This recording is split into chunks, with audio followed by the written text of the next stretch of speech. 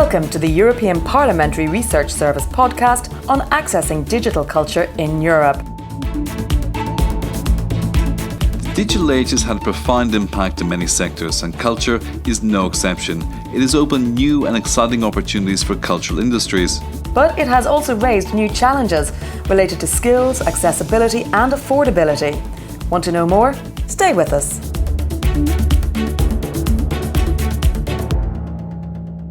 Walk into a museum nowadays or visit some Roman ruins during your holiday, and chances are you'll be using some sort of digital application to help you navigate your way through the collection or find new information about the treasures on display. Yes, there's no escaping digital technologies. With their rise throughout the 1990s, their relationship with culture has become increasingly closer. Cultural assets and works have been digitised, and digital technology has become a tool for novel creations. Technology has, without any doubt, facilitated access to culture and allowed citizens all over the world to marvel at human creations. Today, you can take a virtual tour of the Sistine Chapel from the comfort of your own couch.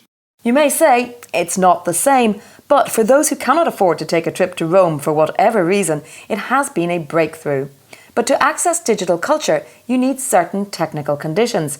Internet connection to begin with, but also a computer, tablet or smartphone, all of which come with a price tag. Moreover, the deployment of such infrastructure needs to be evenly distributed so that everyone gets the same access to cultural resources, which is not yet the case. No, it's not. You just have to look at the figures on internet access in rural areas compared to cities to see that the digital gap according to location, but also to revenue, is still big. Eurostat data also shows a divide in the uptake of new technologies according to age and sex, with young, well-educated people clearly ahead. It is often argued that women have more restricted access to new technologies than men, but this varies according to age, geographical origin, and educational level. Another factor determining access to digital culture is the level of digital skills. And here, there's still a lot of work to do in most EU countries, especially in rural areas of countries such as Ireland, Lithuania, Hungary, Bulgaria, Greece, Croatia and Portugal.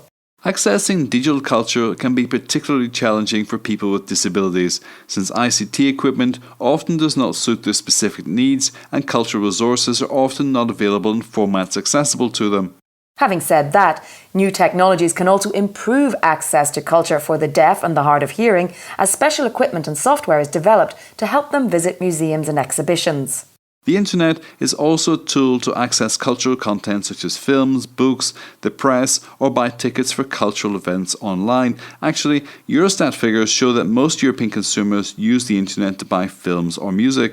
Over the past decade, cultural institutions in the member states have been launching digitisation projects to preserve and showcase their libraries, archives, art collections, museums, films and music collections.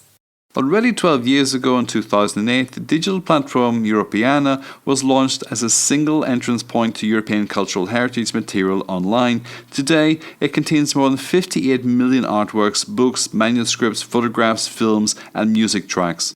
Definitely worth checking if you haven't done it yet. So how does the EU support access to digital culture? Stay with us. Well, first of all, we have to understand that culture is essentially a national issue. The EU can coordinate member states' efforts in this area and undertake action to promote and preserve Europe's rich cultural heritage, as well as its cultural and linguistic diversity, but its powers are limited. Having said that, the EU has done and is doing a lot to support access to culture, and especially to digital culture.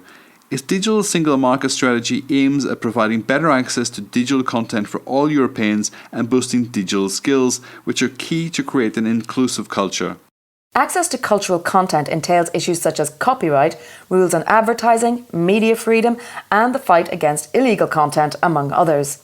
The digitalisation of cultural heritage from European libraries, archives, museums, and audiovisual archives is part of this strategy. In the next 4 years, the Commission wants to break down barriers to ensure full access to all online goods and services and to promote cross-border access to online content. A modern framework for copyright should also include simpler licensing for online transmissions. Since April 2018, the cross-border portability of digital content allows subscribers to online content services to watch films or sporting events, listen to music, download ebooks, or play games when visiting or staying temporarily in another EU country. The EU is also investing big money in boosting connectivity infrastructure in rural areas, supporting training schemes and educational activities to close the digital skills gap and allow all European citizens to access, even create, digital cultural content. But promoting the digital skills needed to access digital culture cuts across education policy and the EU's digital strategy. So ensuring that schools are equipped with reliable broadband connection and other digital tools to allow students to unleash their creative potential are also important priorities for the EU.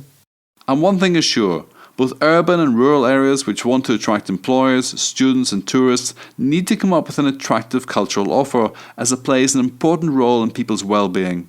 The European Parliament has often addressed the issue of access to culture and digitisation of cultural works, paying particular attention to overcoming the digital divide and ensuring that people with disabilities and in rural areas can also fully enjoy the rich cultural heritage that Europe has to offer. You're listening to the European Parliamentary Research Service podcast.